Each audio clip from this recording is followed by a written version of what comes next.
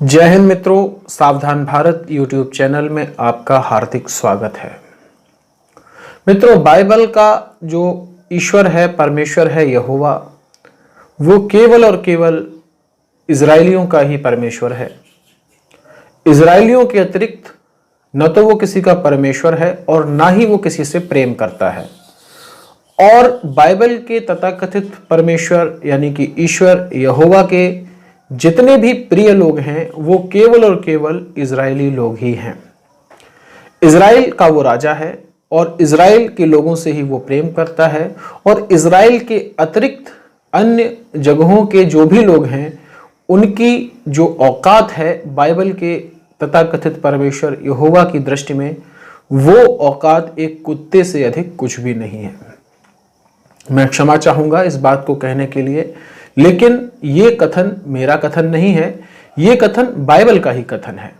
मैं अपने इस वीडियो में इस बात को जो कह रहा हूं ये बाइबल के ही हवाले से कह रहा हूं। आज का वीडियो बहुत ही इम्पोर्टेंट वीडियो है। मेरा अपने सभी मित्रों से, सभी ईसाई भाई बहनों से सादर निवेदन है कि वे इस वीडियो को अंत तक पूरा अवश्य देखें, क्योंकि इस वीडियो में कुछ ऐसी बातें सामने निकल कर आएंगी जिनको कि ईसाई मत प्रचारक आसानी के साथ दूसरों से छुपा लिया करते हैं अथवा उनके बारे में मिक्सिंग करके लोगों को बताया करते हैं।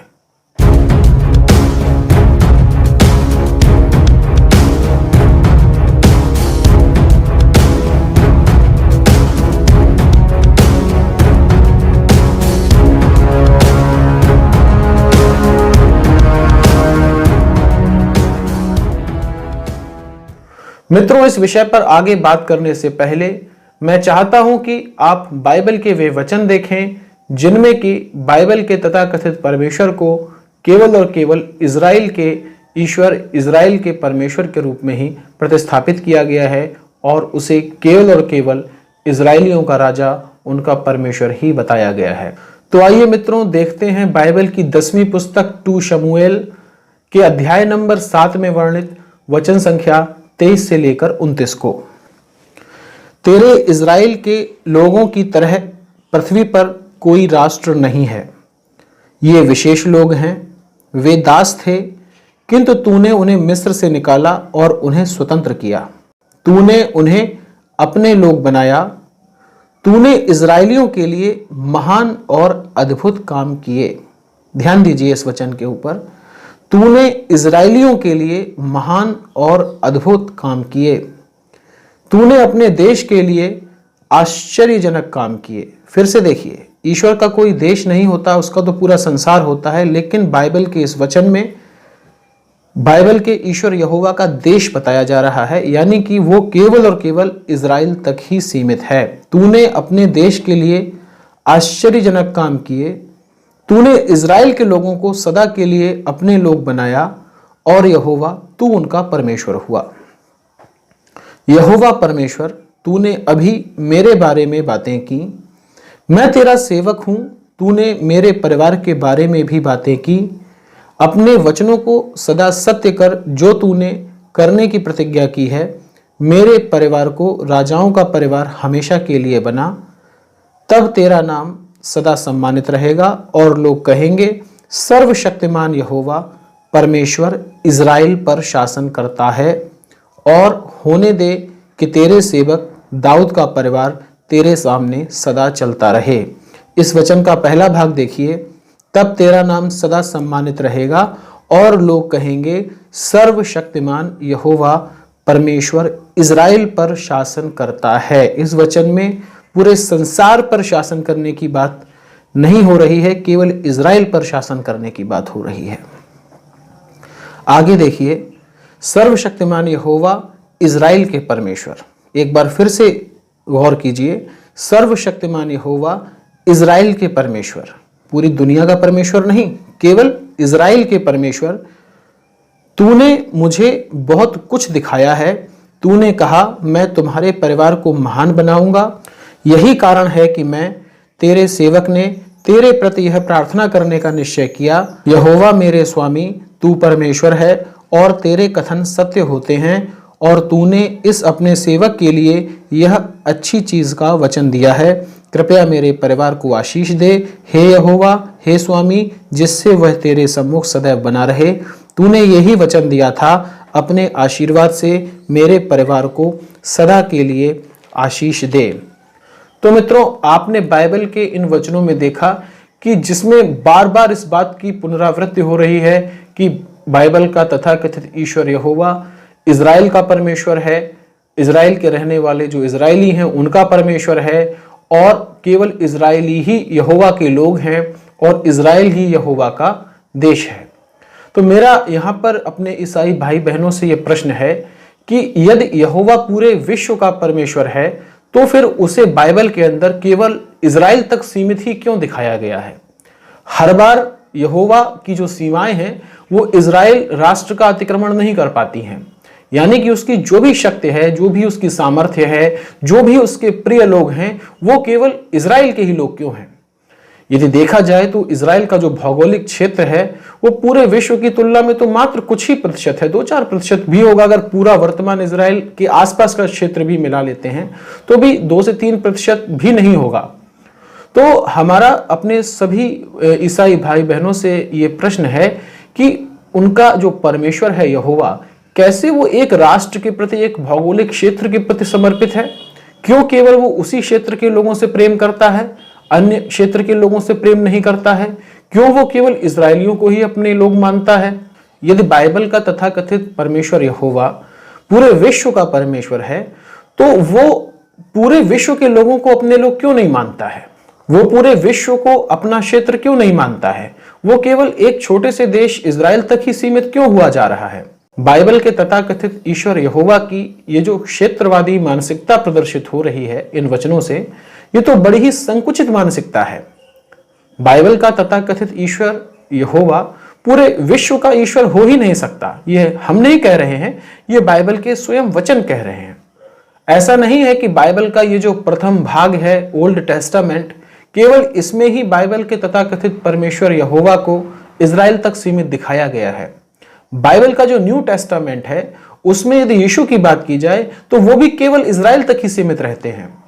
जैसा कि हमारे ईसाई मत प्रचारक कहते हैं कि यहोवा और यीशु दोनों अलग अलग नहीं हैं, वो दोनों एक ही हैं। तो यहाँ पर हम इस बात को मान कर आगे बढ़ते हैं कि यीशु ही यहोवा हैं और यहोवा ही यीशु हैं, तो भी ये जो कथन है ये केवल इज़राइल तक सीमित रह जाता है। बाइबल की जो 40वीं पुस्तक है, मैथ्यू यानी कि मत्ती, न्यू टेस्टामेंट की ये प्रथम पुस्तक है। कोई भी ईसाई इस पुस्तक में वर्णित वचन से इनकार नहीं कर सकता। ओल्ड टेस्टामेंट के बारे में तो वो कहते हैं कि अब ये प्रचलन में नहीं है, हम इसको मानते नहीं है, ये केवल आधार है, केवल इसलिए हमने बाइबल के साथ जोड़ के रखा हुआ है, लेकिन हम फॉलो न्यू टेस्टामेंट को ही करते हैं। तो जिस पुस्तक का मैं आगे हवाला देने जा रहा हूँ, रेफरेंस देने जा रहा हूँ, वो ओल्ड टेस्टामेंट से नहीं है, वो न्यू टेस्टामेंट से है, और इसमें वर्णित किसी भी वचन से कोई भी ईसाई इनकार नहीं कर सकता। तो इसी न्यू टेस्टामेंट की जो प्रथम पुस्तक है, ओवरऑल बाइबल की जो 40वीं पुस्तक है मैथ्यू, मत्ती, यदि हम उसके 15वें अध्याय में जाएंगे और वचन नंबर 21 से लेकर 26 के बीच में वर्णित कहानी को पढ़ेंगे तो उसमें यीशु मसीह भी दूसरी स्त्री से, गैर इजरायली स्त्री से कह रहे हैं कि मैं तो केवल इजराइल की भेड़ों के लिए आया हूं, यानी कि मैं केवल इजरायलियों के लिए ही भेजा गया हूं।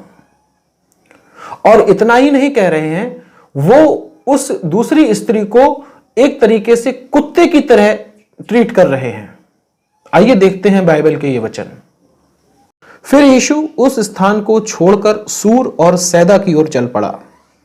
वहां की एक कनानी स्त्री आई और चिल्लाने लगी, हे प्रभु, दाऊद के पुत्र, मुझ पर दया कर, मेरी पुत्री पर दुष्ट आत्मा बुरी तरह सवार है। यीशु ने उससे एक शब्द भी नहीं कहा। सो उसके शिष्य उसके पास आए और विनती करने लगे, यह हमारे पीछे चिल्लाती हुई आ रही है, इसे दूर हटा। यीशु ने उत्तर दिया, मुझे केवल इज़राइल के लोगों की खोई हुई भेड़ों के अलावा किसी और के लिए नहीं भेजा गया है। एक बार फिर से इस वचन को पढ़िए। यीशु ने उत्तर दिया, मुझे केवल इज़राइल के लोगों की खोई हुई भेड़ों के अलावा किसी और के लिए नहीं भेजा गया है। तब उस स्त्री ने यीशु के सामने झुककर विनती की, हे प्रभु, मेरी रक्षा कर। उत्तर में यीशु ने कहा, यह उचित नहीं है कि बच्चों का खाना लेकर उसे घर के कुत्तों के आगे डाल दिया जाए।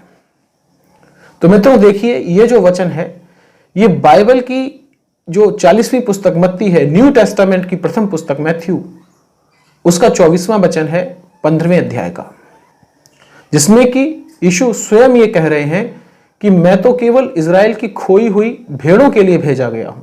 इसके आगे के 26वें वचन में यीशु कह रहे हैं कि ये उचित नहीं है कि घर के बच्चों का खाना लेकर उसे कुत्तों के आगे डाल दिया जाए। यानी कि वो जो स्त्री थी, गैर इजरायली थी, बाहर की स्त्री थी, उसकी जो तुलना कर रहे हैं वो एक कुत्ते से कर रहे हैं। बाइबल के इस वचन को यदि आधार माना जाए, इस वचन को सत्य माना जाए, तो बताइए कि गैर इजरायली ईसाइयों की जो औकात है वो यीशु की नज़र में क्या है? एक कुत्ते की तरह। बहुत ही शर्मनाक बात है। आखिर इस पर बात क्यों नहीं होती है कि एक दूसरी स्त्री की तुलना कुत्ते से कर दी? दुनिया में ऐसे कितने ईसाई होंगे जो इजरायली मूल से होंगे? मुश्किल से 1 या 2% या उतने भी नहीं। दुनिया में जितने भी ईसाई हैं उसका 99% से जो बड़ा हिस्सा है वे सारे के सारे तो गैर इजरायली हैं, और उनकी जो औकात है ईसाइयत के अंदर एक कुत्ते के जैसी है। तो मेरे प्यारे ईसाई भाई बहनों, बाइबल का जो प्रथम नियम है ओल्ड टेस्टामेंट और जो द्वितीय नियम है न्यू टेस्टामेंट, उन दोनों के ही हवालों से मैंने आपके सामने इस बात को रखने का प्रयास किया कि बाइबल का तथाकथित ईश्वर यहोवा और यीशु मसीह, ये दोनों ही केवल और केवल इजराइल के ही परमेश्वर हैं। इनका राष्ट्र केवल इजराइल है। इनकी सीमाएं, इनका प्रेम, इनकी कृपा केवल इजरायलियों के ऊपर है। इजराइल से बाहर के जितने भी लोग हैं उनकी जो औकात है वो आपने देख ही लिया बाइबल के इस वचन से कि वो किसके बराबर है। तो मेरा आपसे ये अनुरोध है कि आप समझकर बाइबल को पढ़िए और उसमें जो वर्णित वचन है उनका जो अर्थ है उसे समझने का प्रयास कीजिए, और बाइबल की दृष्टि से ये देखने का प्रयास कीजिए कि आपकी औकात बाइबल के हिसाब से क्या है और आप कहां पर स्टैंड करते हैं। मेरा अपने ईसाई भाई बहनों से फिर भी ये निवेदन है कि हो सकता है कि मैं गलत हूं। मैं कभी ये नहीं कहता कि मैं हमेशा सही ही हूं।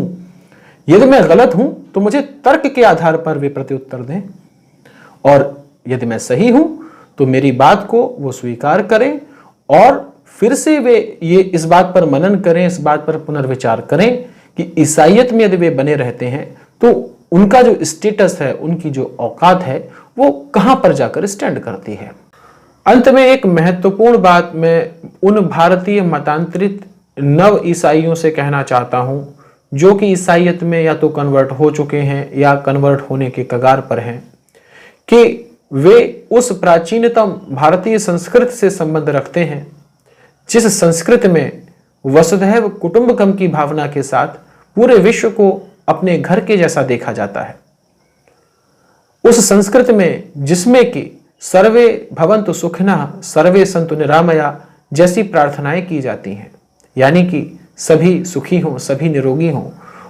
उस संस्कृति में कहीं पर भी मेरा देश तेरा देश, मेरा क्षेत्र तेरा क्षेत्र ऐसी भावना नहीं है। जो संस्कृति पूरे विश्व को अपना घर मानते हुए, अपना परिवार मानते हुए सभी के स्वस्थ रहने की, सभी के कल्याण की कामना करती है, उन्हें एक बार फिर से इस बात पर विचार करना चाहिए कि वे अपना श्रेष्ठतम स्थान छोड़कर उस मत की ओर अग्रसर हो रहे हैं जिस मत की दृष्टि में उनकी औकात एक कुत्ते से अधिक कुछ भी नहीं है।